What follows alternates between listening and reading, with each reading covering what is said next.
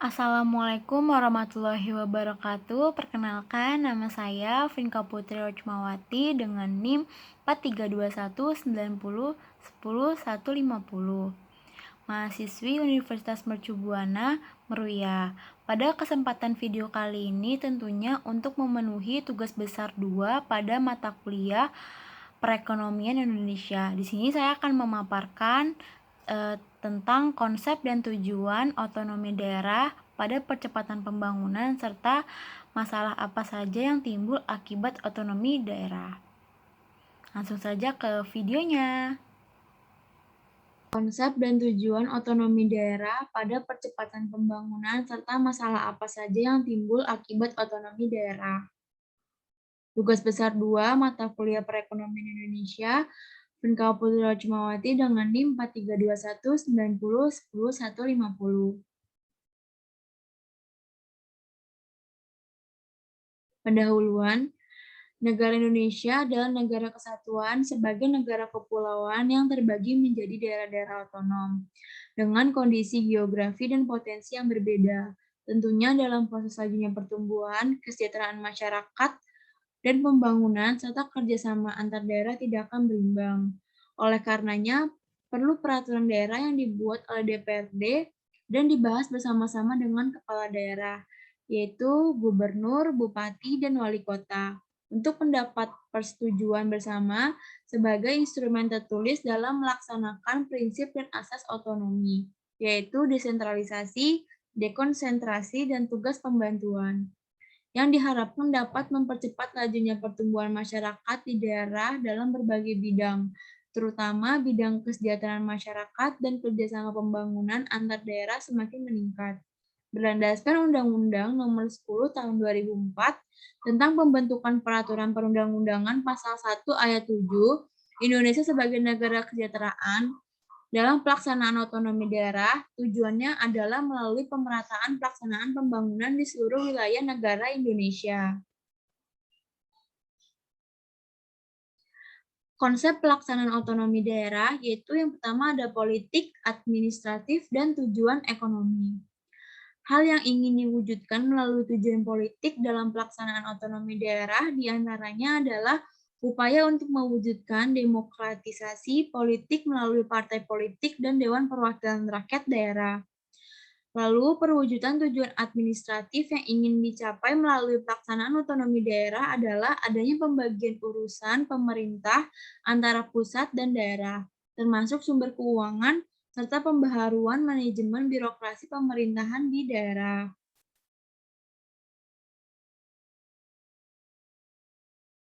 Tujuan otonomi daerah. Tujuan dari otonomi daerah menurut Undang-Undang Nomor 32 Tahun 2004 tentang Pemerintahan Daerah Pasal 2 Ayat 3 yang menyebutkan bahwa tujuan otonomi daerah ialah menjalankan otonomi yang seluas-luasnya, kecuali urusan pemerintahan yang memang menjadi urusan pemerintah dengan tujuan untuk meningkatkan kesejahteraan masyarakat, pelayanan umum, dan daya saing daerah. Di sini terdapat 3 poin penting tujuan otonomi daerah. Yang pertama, meningkatkan pelayanan umum, meningkatkan daya saing daerah, meningkatkan kesejahteraan masyarakat. Pelaksanaan otonomi daerah. Yang pertama ada desentralisasi, yaitu penyerahan wewenang pemerintah pusat kepada daerah otonom untuk mengatur dan mengurus urusan pemerintah dalam sistem negara kesatuan Republik Indonesia. Dekonsentrasi adalah pelimpahan wewenang pemerintah kepada gubernur sebagai wakil pemerintah atau kepada instansi vertikal di wilayah tertentu. Tugas pembantuan adalah penugasan dari pemerintah kepada daerah atau desa atau sebutan lain dengan kewajiban melaporkan dan mempertanggungjawabkan pelaksanaannya kepada yang menugaskan. Di sini ada prinsip pelaksanaan otonomi daerah. Yang pertama, memperhatikan aspek demokrasi, keadilan, pemerataan, potensi, dan keragaman daerah. Yang kedua, harus meningkatkan kemandirian daerah otonom, serta di dalam kabupaten dan kota tidak lagi wilayah administratif. Yang ketiga, asas dekonsentrasi diletakkan pada provinsi sebagai wilayah administrasi untuk melaksanakan kewenangan pemerintahan tertentu yang dilimpahkan kepada gubernur. Yang keempat, harus meningkatkan peranan dan fungsi legislatif daerah dan fungsi anggaran dalam penyelenggaraan pemerintahan daerah. Dasar Hukum Otonomi Daerah. Undang-Undang Dasar sebagaimana telah disebutkan, Undang-Undang Dasar 1945 merupakan landasan yang kuat untuk penyelenggara otonomi daerah. Pasal 18 Undang-Undang Dasar menyebutkan adanya pembagian pengelolaan pemerintahan pusat dan daerah. Ketetapan MPR, penyelenggara otonomi daerah, pengaturan, pembagian, dan pemanfaatan sumber daya nasional yang berkeadilan, serta perimbangan keuangan pusat dan daerah dalam rangka Negara Kesatuan Republik Indonesia. Undang-Undang Nomor 22 Tahun 1999 tentang pemerintahan daerah pada prinsipnya mengatur penyelenggara pemerintah daerah yang lebih mengutamakan melaksanakan asas desentralisasi. Hal-hal yang mendasar dalam Undang-Undang Nomor 22 Tahun 1999 adalah mendorong untuk pemberdayaan masyarakat, menumbuhkan prakarsa dan kreativitas, serta meningkatkan peran masyarakat dan mengembangkan peran dan fungsi DPRD. Manfaat otonomi daerah. Yang pertama ada pemerintah provinsi, kabupaten atau kota mampu melihat kebutuhan yang mendasar pada daerahnya untuk menjadi prioritas pembangunan. Dengan dilaksanakannya otonomi daerah, maka pembangunan di daerah tersebut akan maju, berkembang dalam pembangunan daerah, peningkatan pelayanan dan kesejahteraan masyarakat. Daerah dapat mengatur sendiri tata kelola pemerintahan PAD dengan membentuk perda sepanjang tidak bertentangan dengan peraturan pemerintah yang lebih tinggi. Lalu pemerintah daerah bersama rakyat di daerah itu akan bersama-sama membangun daerah untuk kemajuan dan kepentingan bersama.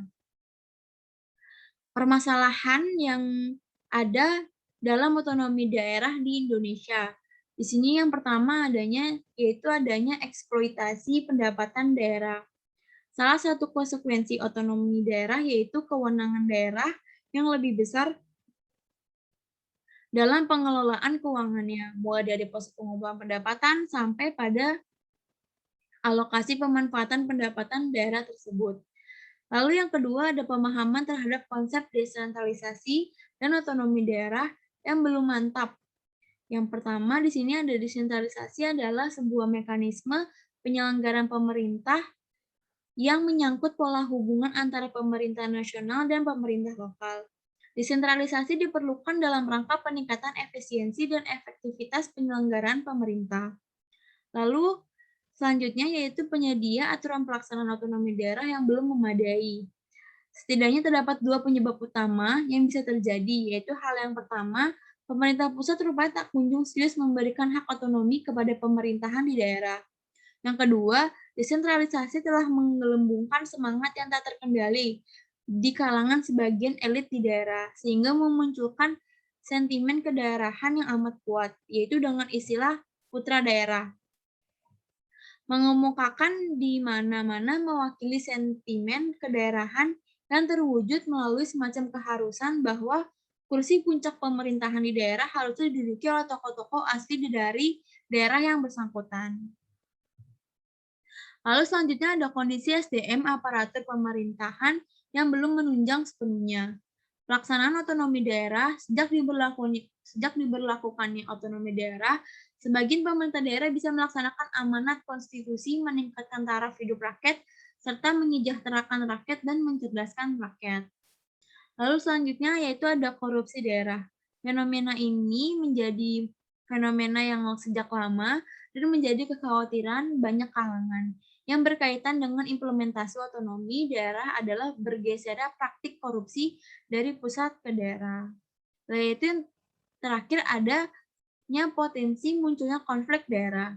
Adanya gejala cukup kuat dalam pelaksanaan otonomi daerah ini yaitu konflik horizontal, di mana terjadi antara pemerintah provinsi dengan pemerintah kabupaten atau kota. Sebagai akibat dari penekanan Undang-Undang Nomor 22 Tahun 1999 yang menekankan bahwa tidak ada hubungan hierarkis antara pemerintah provinsi dengan pemerintah kabupaten atau kota, sehingga pemerintah kabupaten atau kota menganggap kedudukannya sama dan tidak taat kepada pemerintah provinsi. Penyelesaian masalah otonomi daerah. Masalah-masalah tersebut akan terus menjadi persoalan tersendiri. Terlepas dari keberhasilan implementasi otonomi daerah, pemilihan kebijakan yang tidak populer melalui intensifikasi pajak dan perilaku koruptif pejabat daerah sebenarnya sudah ada sejak lama dan akan terus berlangsung. Jika keduanya ini terus bermunculan hingga sekarang, tidak lain karena momentum otonomi daerah memang memungkinkan untuk terjadinya hal yang seperti itu. Untuk menyiasati beratnya beban anggaran pemerintah daerah semestinya bisa menempuh jalan alternatif. Selain intensifikasi pungutan yang cenderung membebani rakyat dan menjadi disinsentif bagi perekonomian daerah, yaitu yang pertama ada efisiensi anggaran dan kedua ada revitalisasi perusahaan daerah. Berikut poin-poin untuk penyelesaian masalah, yaitu yang pertama membuat master plan pembangunan nasional untuk membuat sinergi pembangunan di daerah agar menjadi landasan pembangunan di daerah dan membuat pemerataan pembangunan antar daerah. Memperkuat peranan daerah untuk meningkatkan rasa nasionalisme dengan mengadakan kegiatan penanaman nasionalisme seperti kewajiban mengibarkan bendera merah putih.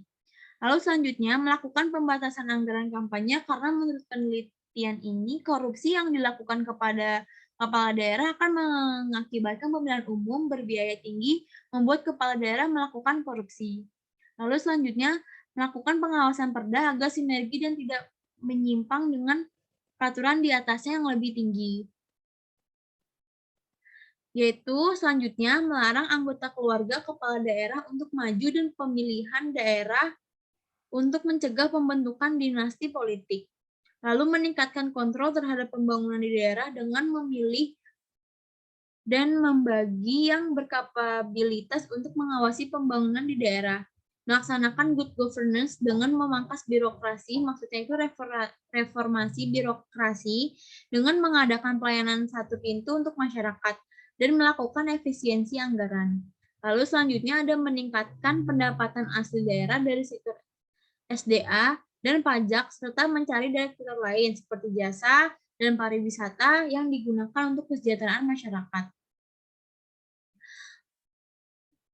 Yang terakhir ada saran, pemerintahan daerah dalam rangka meningkatkan efisiensi dan efektivitas penyelenggara otonomi daerah perlu memperhatikan hubungan antar susunan pemerintah dan pemerintah daerah dan potensi serta keanekaragaman daerah. Ya, dan selanjutnya, konsep otonomi yang luas, nyata, dan bertanggung jawab tetap dijadikan acuan dalam meletakkan pelaksanaan otonomi pada tingkat daerah yang paling dekat dengan masyarakat. Selanjutnya, keterlibatan masyarakat dalam pengawasan terhadap pemerintah daerah juga perlu diupayakan. Kesempatan yang seluas-luasnya perlu diberikan kepada masyarakat untuk berpartisipasi dan mengambil peran. Lalu masyarakat dapat memberikan kritik dan koreksi membangun atas kebijakan dan tindak aparat pemerintah yang merugikan masyarakat dalam pelaksanaan otonomi daerah. Itu tadi merupakan penjelasan tentang konsep dan tujuan otonomi daerah serta masalah apa saja yang timbul akibat otonomi daerah ini. Semoga video saya dapat bermanfaat untuk teman-teman semua. Terima kasih. Wassalamualaikum warahmatullahi wabarakatuh.